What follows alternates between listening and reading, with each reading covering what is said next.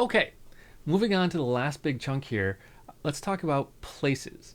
Now, places is just kind of a quick way to get around your system. You can add whatever you want here. That's what's really cool about this. So if I click on add folder, then it's going to open my Finder window, and I can say go to my sample library, which I think is on Superior.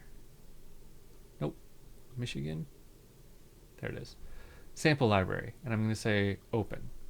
Now my sample library shows up here in under the places, and it's always going to be there. It's just going to live there. So not much is showing up here yet because it's kind of indexing everything and trying to figure out what all is there. If I click out of it and back into it, you can see this list slowly getting longer, but it's digging through that and trying to figure out what all is here and put it all together. So there's a lot in that sample library, so it's going to take a few minutes for it to build it all out. But once it does it, it'll never have to do that again. There's more. So you can see here I have a songwriting project that I've just put a link to right there so that I can get into that really quickly.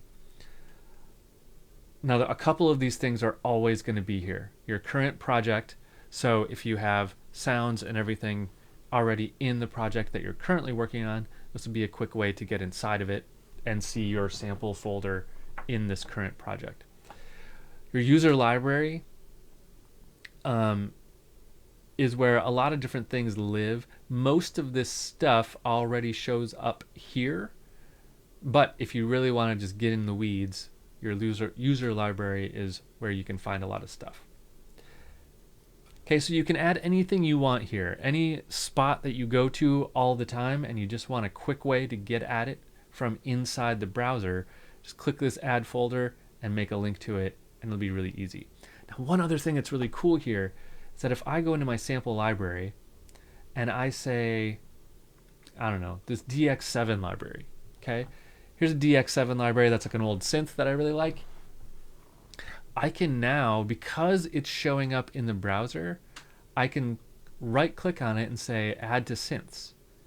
And now it's going to show up in collections, right? There's my DX7 stuff. So that's why you would want it to show up in the browser, so that you can sort it with tags and get it show up in your collections, right?